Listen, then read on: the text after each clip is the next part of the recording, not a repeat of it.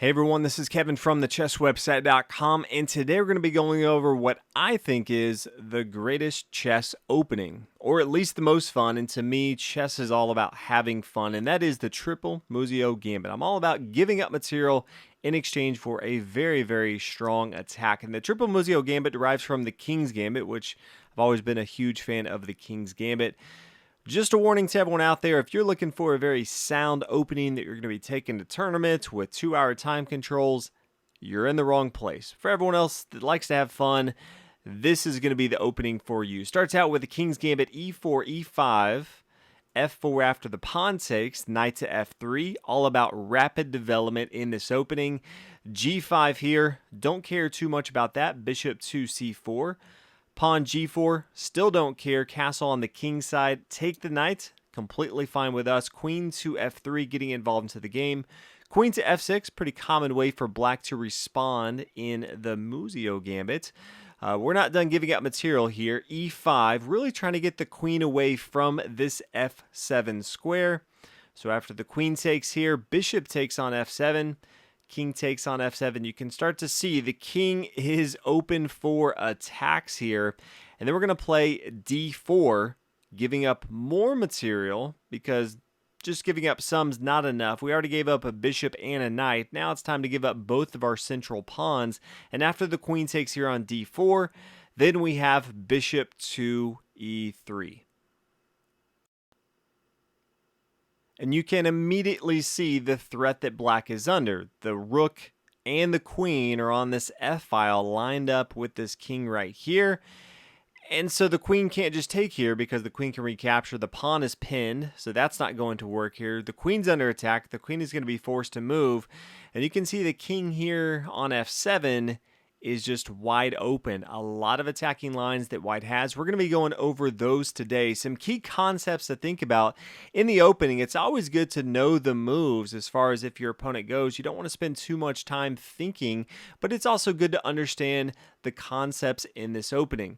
You really want to be playing so that they don't get any of their material involved into the game. You can see the rooks on a8 and h8 really shouldn't be having any time to develop because that means they're usually getting their bishop and their knight involved into the game.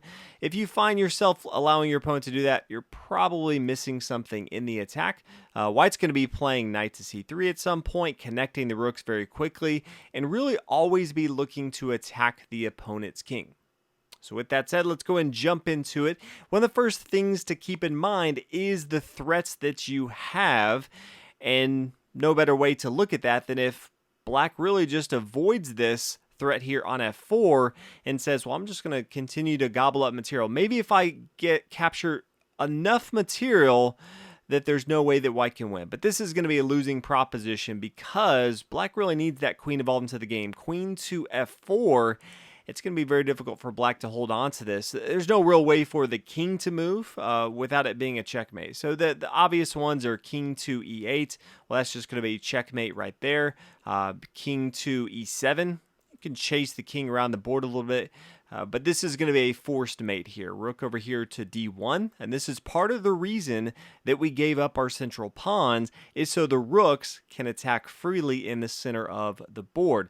They could stop it with their queen, but it's really just taking up a few moves here. At the end of the day, this is going to be a checkmate. Now, if we come back a few moves, maybe they don't come to king to e7. Maybe they were to play king to e6. Same thing as before, queen up here to f7. Now maybe if they don't want to just give up their queen, it's still just going to be a quicker checkmate, king to e5, and you can see a very quick checkmate right there. So probably not going to be moving the king. My guess is in this position, they're either going to be playing knight to f6, or they're going to be playing queen to f6 back here. Just says, hey, I captured a pawn here. Now I can bring my queen back and things are going to be safe. Knight to f6 is not going to work out because of bishop to d4. And there's no way for black to hold on to the queen right here because queen takes on a1. Okay, well now just queen to f6, and this is going to end up being checkmate. Rook to e1 check, and you can see a checkmate happens very quickly right here. If they try anything else, queen takes on d4. Okay, well, now we're just going to take that material, and we're attacking this knight here on f6. Then we can get our knight involved into the game, get our other rook involved into the game. A lot of attacking lines here. If they do anything else, maybe bishop to e7 or bishop to g7, then we can just go ahead and take their queen right here on b2. We still have the pin. The knight's not going anywhere as well. So if they play knight to f6, they are going to lose their queen in the game. Now, if they bring their queen back here to f6, it's not going to work out that well for them either because of queen to c4. Always important to make sure you understand when you are playing a gambit, you don't want to exchange down material, especially your powerful pieces. This is a key concept in gambits. So something like queen takes on f6, and then they just take with their knight right here. This is extremely bad. You start to look at the material, and they're up a lot of material. Absolutely. And now you don't have any major pieces attacking your opponent. So you definitely do not want to be taking. You always want to be looking for the next attack. And the next attack is queen to c4. What's nice is because the king is so wide open, there's usually some very easy checks and forced mates that you can find on your opponent. So queen to c4. Maybe now they play king to g7. Now we're going to just take their queen right here. Maybe knight to f6. Knight to c3. We can at some point play bishop to d4, pinning down the knight. We can get the rook over here to f1. A lot of attacking lines that we have. If instead they play d5, and here you want to be taking up here on c7 and delivering a check. And the reason for that is we'll go through this line and show you just how much better it is for you. Maybe in this case they they play bishop to e7. They can't move their queen. They would like to play queen d7, but that queen is still pinned down by this rook here. White queen can take here on c8 with still the threat of queen takes here on b7 and taking the rook right here. Now, if they want to take material, that's completely fine right here. King takes on f1, but white's still going to have a extremely good game. White's up a ton in this just because the king's in the open. The rook here on a8 and h8 are not doing anything. White can play at some point c3 if they want to block off the thread on a1. They could play knight to c3 here. They still have the queen in the center of the board attacking. Definitely going to be good for white. Now, if we come back, instead of taking here on c7, if white takes on d5, well, now king to g6, and after the rook takes, the knight takes here, attacking the queen, and white's out of good attacks, and it's going to be much more difficult to win in this position. So just make sure that you know exactly how to capture with your queen and continue the attack. Now, you may not always get so lucky. They may not play queen takes on b2. And so we always need to be prepared for what happens if they play more correctly in the Triple Muzio Gambit. One of the ways they could play is queen to f6, protecting their king right here, saying, yeah, if you want to go ahead and take with your queen, that's fine. If you want to take with your bishop, that's fine. I'm up enough in material that I think I can hold on to this position. Key move here is for white to play knight to c3, and there's a few things that this does. One is it still says, yeah, you can go ahead and take my bishop here on e3 now. There's no pin to the pawn, so I can go ahead and just take that bishop here on e3. The next thing it does is it controls the center of the board. It also allows for the knight to come to d5, attacking the queen here on f6, which is a huge threat that's going to come into a lot of variations we look at. And it also connects the rooks. You always in a development want to connect the rooks, and you want to bring them towards the center of the board. And if your opponent's king is exposed in the center of the board, that's even better. So knight to c3 does a lot of things for white's game plan. Now, because it's not so obvious to see the threats, many times they may feel like, hey, you've just continued to give up material, so maybe you're just giving up this bishop here on e3. that's definitely a trap here. So if they take here, then you have the move queen to h5. Remember, you have both the queen and the rook here on the f file. And so now you have a discovered check and a discovered attack on the queen on f6. So they have to respond to this. So they could play king to g7. Queen is exposed, so rook takes here on f6. Probably going to take with their knight right here. Bad news, bears. If they decide to take with their king and expose that, you can get your knight involved into the game. You can also bring your rook over here as well. But now king to g5, check. And after king to f7, no other moves. Then rook to f1, and you can start to see all the threats. If they get their bishop to either e7 or g7, then white's going to be playing knight to d5. If we come back, maybe they don't take with their pawn. Maybe they recognize that this could be a trap. And so what if they played knight to c6? In this case, a common theme is to get the knight involved to the d5 square. Puts a lot of pressure on the queen here on f7. Also attacks this c7 square as well. And does take away some of the critical squares that the king potentially could go to at some point like e7. So in this case, they always have the threats. Always like to point out that if they do things like queen takes on b2, you're still going to be playing queen to h5 check, and you still have all the threats that you had before. This is going to go very poorly for black. White should definitely have an easy game. Maybe in this case, they play queen to g5.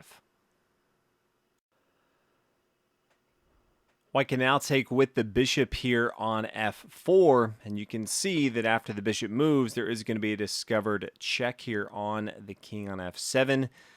A lot of threats that black has to deal with. If we see maybe queen to f5, just trying to stop some of those threats, then queen to b3, and this has a whole nother set of threats that black has to deal with. This does protect the knight here on d5.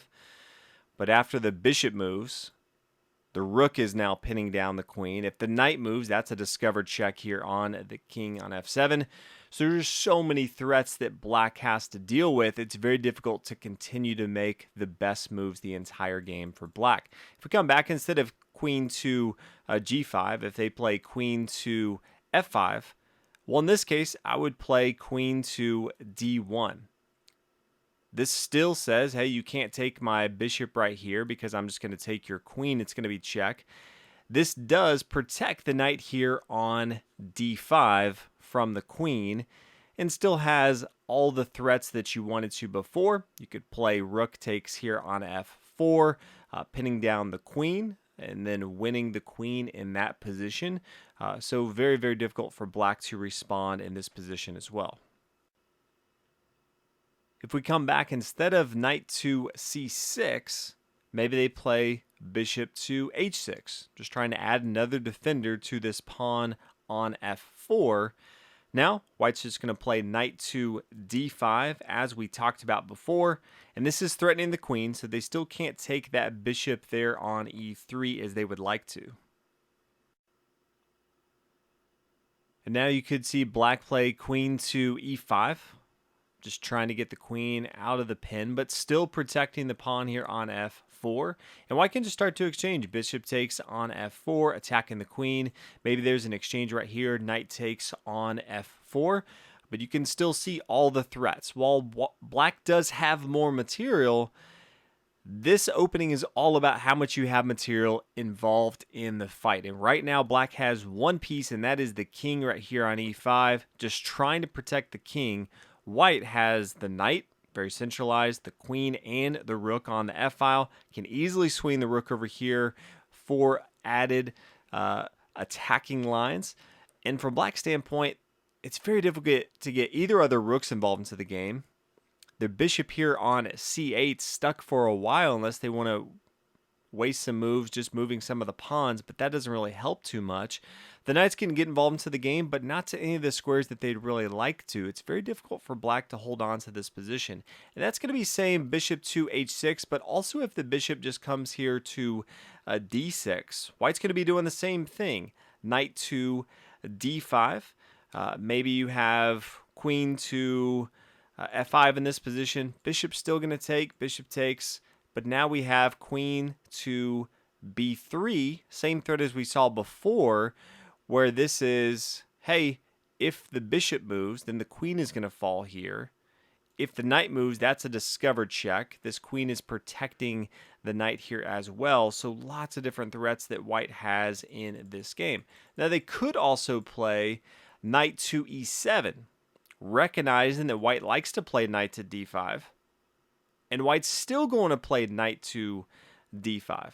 Because if the knight takes here on d5, then the queen can take on d5. And after the queen comes to e8, then just the rook takes here on f4. So if we come back to the original position, what if the queen comes to e5? They may look at this and say, I don't want to have my queen on the f-file. That looks dangerous, but I do want to protect this pawn here on f4. So maybe they play this, but you can probably see that bishop to f4 taking here is going to be very difficult for black to hold on to. And they could have in-between moves, so bishop to c5 and then king to h1, sure. But then how does black really continue from here? Maybe queen to e6. The queen's under attack, so really have to move that. But as soon as the queen moves off this 5th rank here, queen up to h5 just continues the threat here, attacking the king right here. And they could see that, if the king comes to, let's say, e7, then queen takes on c5 check and capturing material here. So maybe d6 protecting that, but then now queen takes up here on c7. So maybe they look at that and say, okay, well, I can't have my king on this long dark square diagonal, and I can't keep it on the light square, so maybe they play king to g7. Well, now bishop to e5, and this is just deadly for white here, because after the knight comes to f6, then the rook takes, the queen takes here, and then queen to g5 is a nice little tactic, because if you look at here and you say the bishop's going to take, and then the king's going to recapture, okay, well, that's not as good for white here. But after the tactic of queen to g5 check, the queen can't capture. It's being pinned down by the bishop right here. Now, after the king comes to f7, then white captures with f6 check and has protection from the bishop here on e5. We have one more variation to go over, and it's really black's best move, although I think it's very difficult to find. But if you're enjoying this video so far and you want to try out the Triple Muzio Gambit and you think it's as fun as I do, if you wouldn't mind, please hitting that like button. Definitely helps the channel out. Also, if you aren't already subscribed, please do that and turn on the notification bell. I am doing a lot more videos. I want to make sure that you are aware of all these fun chess openings that I am putting out here. I'm trying to get some really in-depth analysis on these, so they are a little longer videos, but that will just allow you to come back anytime you're trying to study these to make sure you understand all the key concepts. In critical situations, you know exactly where you should be moving and what you should be thinking. So the last line we are going to look at is queen to g7. Now the computer thinks this is the best line, and while it is difficult to attack against this, I think it's very difficult for black to find queen to g7. I personally have never seen anyone play queen to g7, but thought I would just bring this up because sometimes people will run this through their own analyzers and then comment and say, hey, what about queen to g7? So I thought I'd go ahead and point out what would happen if they play this. First, we're going to go ahead and take with our queen here on f4 check. And then if they play queen to f6, we need to play queen to c4. Same thing as we talked about before. You do not want to trade off a material. It is going to do us no good if we just trade right here and they take with their knight right here. We just don't have enough material to continue our attack. So if they play queen to f6, we've got to be playing this queen to c4. Luckily for us, the king's exposed. We have a lot of attacking lines. King to e8, that's great. You can see the queen is under attack. As soon as we move our queen, the rook right here is exposed, and they can't just take our rook because they are under check. They can't move the queen to e6 because it's being pinned down to the king. So you can see this is going to be very good for us. Now the best option that black has in this position, which I think it's just as hard to find the queen to g7 here, and that is the knight to f6, because this just looks like a strange setup for black. But if they can find it, if you watch the video, I know some of you watch these videos to see how do I play correctly if someone does these crazy openings against you. Well, this is how you're going to be playing it. The queen to g7 and then knight to f6. Black is up material here, and this allows for the best defense to hold on. But still pretty difficult. You're still going to have a lot of attacking lines coming at you with knight to c3. From here, white's going to be looking to either play knight to d5, knight to e4, attacking the pinned knight here on f6. Looking to swing the rook over towards the center of the board, continue the attacking lines.